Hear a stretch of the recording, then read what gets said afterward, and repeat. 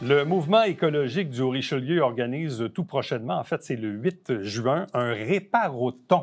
Vous allez me dire, mais qu'est-ce que c'est au juste? On va tenter de le découvrir avec notre invité, M. Frédéric René. Bonjour et bienvenue. Bonjour, merci pour l'invitation.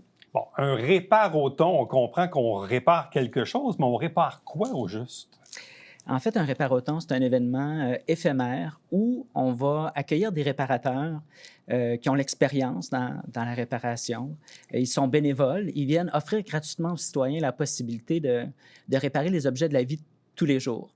Donc, on peut imaginer des petits électroménagers, des petits jouets, des vêtements, des souliers, toutes sortes d'objets là, auxquels on pourrait donner une seconde vie si on les répare.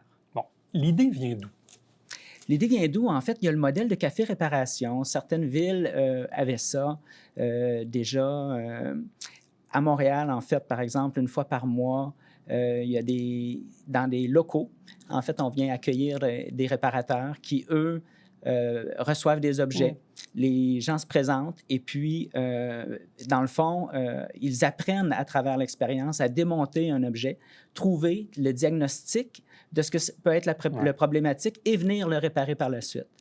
Maintenant, Réparoton, l'idée, c'est de le faire pour une première fois, un événement ponctuel, et puis peut-être dans le futur pouvoir le répéter. Moi, je trouve l'idée très intéressante parce qu'on est aujourd'hui dans une... où en fait, on doit se questionner sur notre consommation, sur notre surconsommation, sur l'obsolescence programmée. Bon, je ne sais pas si j'ai fait un bon choix. Moi, il y a plusieurs années, j'ai décidé qu'Apple, c'était terminé. Je ne veux pas en décevoir. J'ai changé pour Samsung et à date, ça va bien. Mais ce n'est peut-être pas un gage de sécurité nécessairement. Mais bref, on dirait qu'il y a de l'obsolescence programmée sur certaines affaires qu'on a dans nos maisons, là, visiblement. Tout à fait. Effectivement, l'obsolescence programmée, ça a été démontré qu'il y a des entreprises qui pouvaient placer des pièces avec moins de résistance. Donc, ce qui fait que l'ensemble d'un produit peut être encore fonctionnel, mais il y aurait une seule pièce à changer, puis on pourrait donner une seconde vie à un appareil. Mais c'est terrible. Bon, là, je faisais une publicité pour Samsung pour mon téléphone, mais là, je vais faire une contre-publicité parce que j'ai un frigo de marque Samsung. N'achetez pas ça. Avec le fameux truc là, pour faire de la glace, là. Ça a brisé une fois, 2 fois, 3 fois, et le réparateur me dit que j'aurais donc dû prendre une garantie prolongée parce qu'il dit tous ceux qui ont des frigos comme le mien, on change le bidule à chaque année. Puis on met ça où? C'est un truc en plastique, là. C'est fou de penser ça quand même, là. Tout à fait. C'est pas nouveau. En fait, on se rappelle, avant, on disait les voitures, il y avait des citrons là, qui n'avaient pas de durabilité. On tombait sur des mauvaises années de modèles. Et puis, les entreprises peuvent être portées des fois à faire trop rapidement, puis à ne pas offrir ce qu'il y a de plus grande qualité. On est chanceux maintenant au Québec. On suit un modèle qui a été établi en France là, par rapport à une loi pour prévenir, c'est-à-dire pour pouvoir restreindre cette utilisation, si on peut dire, de mécanismes là, pour les entreprises d'avoir de l'obsolescence programmée. Tu sais, je faisais référence aux électroménagers. Puis c'est fou aujourd'hui parce que, bon, tout le monde va se rappeler qu'à l'époque de nos parents, on pouvait avoir le même frigo pendant 25 ans, un congélateur, une cuisinière, puis bon, ça brisait pas vraiment. Ou quand ça brisait, tu faisais réparer, puis ça coûtait pas tant cher. Aujourd'hui, c'est très particulier parce que quand on magasine ces électros-là, même le vendeur nous dit presque... Vous savez, il y a beaucoup d'électronique là-dedans. Vous savez, aujourd'hui, c'est plus aussi fiable qu'avant. Donc, on nous force à acheter des garanties prolongées. C'est comme si on nous dit, écoutez, là, si vous n'avez pas de problème pendant 5 ans, c'est beau, là, comptez-vous chanceux. C'est fou quand même de penser ça aujourd'hui, que la durabilité des objets n'est pas très, très bonne, disons. Il y a ce problème-là, effectivement. Puis il y a aussi des fois la difficulté de pouvoir accéder à l'intérieur de l'objet, donc de pouvoir le démonter. Des fois, auparavant, là, on pouvait réussir à bien dévisser un paquet de choses. Maintenant, des fois, c'est collé et tout ça. C'est sûr que c'est des choses à regarder dès l'achat d'un appareil, de voir de quelle façon il va pouvoir se réparer. Il est potentiellement réparable. Tout à fait, effectivement. Je vous donne un autre exemple. J'ai déjà raconté ici, mais ça vaut la peine. J'ai, moi, un téléviseur au plasma 50 pouces. J'ai ça depuis 2007. Impeccable. Je l'ai changé de place dans le salon. La télé décide de ne plus fonctionner. Je la prends, je la mets dans le coffre de l'auto avec ma jeune fille qui, à l'époque, avait 17 ans. Sa réponse, c'est Hein? Ça se répare. Donc, nos jeunes, même nos jeunes, bon, aujourd'hui, elle a 27 ans, mais il y a 10 ans, elle faisait, mais ouais, papa, on met ça, on met ça au recyclage, là, et pourtant, je l'ai fait réparer. Ça a coûté 150 $. C'était un power supply qui était brisé. Et j'ai encore la même télé aujourd'hui, en 2024, et elle est impeccable. C'est d'excellents réflexes que vous avez. Il faut aller vers la réparation. Puis d'ailleurs, c'est un des objectifs de l'organisation de Réparaton. En plus de sensibiliser les gens, ce qu'on veut, c'est qu'il y ait un transfert de connaissances. Il y a des gens qui savent réparer. Nous, chez nous, on ne le sait pas toujours, mais justement, l'occasion d'être assis avec quelqu'un qui peut nous montrer, voici comment vérifier A, B, C, et puis d'arriver à déterminer qu'est-ce qui peut manquer, qu'est-ce qui peut être à solutionner. En fait, c'est un des objectifs qu'on vise à atteindre pour pas nécessairement devenir des experts dans toutes les réparations, mais développer le même réflexe que vous avez eu de se dire, bien, il y a peut-être quelqu'un qui sait réparer ça, puis si moi je le sais pas, bien, je vais l'amener à l'expert. Bien, c'est ça. Comme là, c'est drôle parce que j'ai décidé de reprendre la tonte de mon gazon. Donc, ça fait 5 ans que je n'ai pas ouvert ma tondeuse. Puis là, j'hésite entre m'en acheter une neuve à batterie, ce qui est peut-être un bon choix, ceci dit, ou d'essayer de la faire réparer. Je vais peut-être vous l'amener.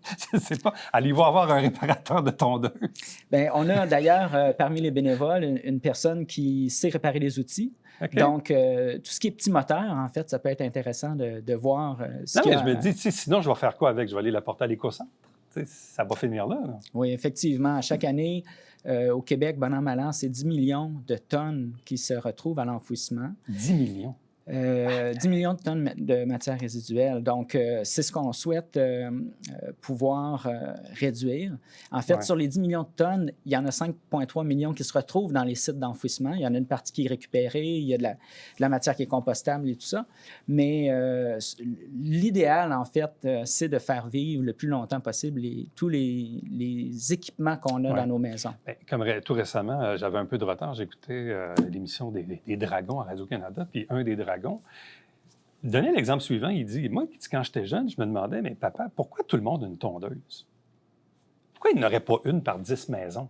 C'est un peu vrai. Pourquoi tout le monde a une tondeuse? Effectivement, c'est un bon point, mais ça, c'est une autre... C'est le partage, hein, c'est l'économie circulaire, on est beaucoup là-dedans. Là, vous allez avoir combien de réparateurs le 8 juin prochain? Bien là, on a au moins 7-8 personnes qui sont déjà inscrites.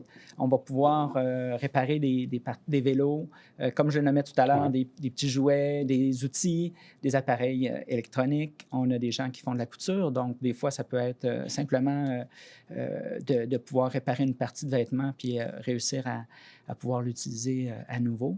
Mais je reviens à ce que vous mentionniez, par exemple, le partage d'appareils.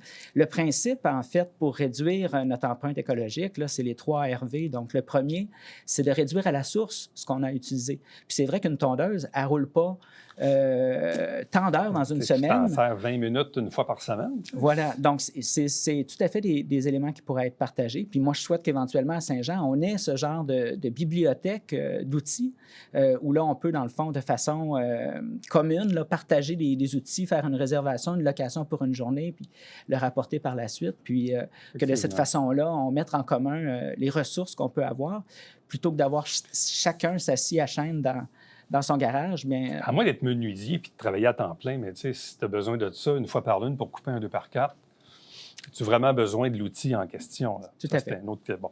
On est le 8 juin. Vous allez tenir ça pas loin d'ici, dans le fond, au marché public du Vieux-Saint-Jean. Donc, pendant combien, de quelle heure à quelle heure cette journée-là? De 9h30 à 15h. Et de la façon que ça fonctionne, en fait, il y a 2 façons de pouvoir participer. Il y a un formulaire en ligne dans un événement qu'on a créé sur Facebook. Donc, les gens peuvent aller s'inscrire eux-mêmes, indiquer quel est l'équipement qu'ils voudraient faire réparer. S'ils ont une idée de la problématique, s'ils connaissent le modèle de l'équipement, bien, les gens peuvent se préparer à l'avance puis avoir une idée de ce qu'ils pourraient avoir besoin pendant cette journée-là. Et les gens peuvent aussi se présenter directement là, sur place, sur la place du marché public, puis arriver avec un objet. On va les accueillir aussi pour pouvoir réparer. Bon, vous dites que vous avez créé un événement, donc c'est quoi, via Facebook? À travers Facebook. On vous trouve comment? C'est sur la page du mouvement écologique du Haut-Richelieu, donc un événement qui est créé à travers ça. Et puis, il y a un formulaire là, qu'on peut remplir aussi en ligne pour pouvoir s'inscrire. Mais comme je l'ai dit, si les gens se présentent la journée même, il y a aussi possibilité de pouvoir réparer des objets cette journée-là. Bon, je comprends que donc c'est la première fois qu'on va tenter l'expérience ici à Saint-Jean. Avez-vous une collecte d'informations sur le fait que ça s'est peut-être déjà passé ailleurs dans d'autres villes, d'autres régions? Avez-vous une petite idée à peu près de la réponse que ça peut... Tu sais, des fois, on peut s'enflammer un peu avec ça. Hein? Bien, on est allé s'inspirer, en fait, de ce qui se fait à Montréal. Tantôt, je parlais de café-réparation. Donc, dans des locaux, les gens ont des rendez-vous une fois par mois. Ce qui est intéressant quand ça se répète, c'est que si on fait un diagnostic une journée, puis on n'a pas la pièce, bien, on peut la fois suivante faire réparer. Là, on ne peut pas garantir à tout le monde qu'on va réussir à réparer leurs objets. On voit que les gens sont très patients. Donc, les gens arrivent, ne sont pas pressés, ils apportent leurs objets. C'est une période d'échange et de socialisation aussi avec les réparateurs qui sont bénévoles, de pouvoir apprendre, transfert de connaissances et tout ça.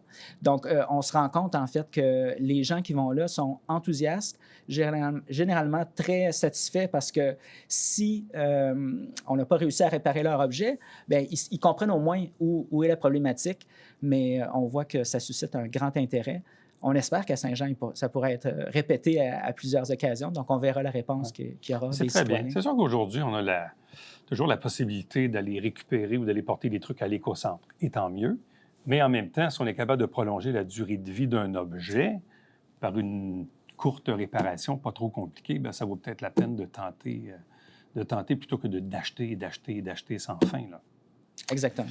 Donc, c'est le 8 juin au marché public du Vieux-Saint-Jean. Donc, un répare-auton, idéalement. Donc, allez sur la page Facebook du mouvement écologique du Richelieu pour remplir le formulaire. Merci beaucoup. Merci à vous. Bonne journée. Restez avec nous, on vous revient après ceci.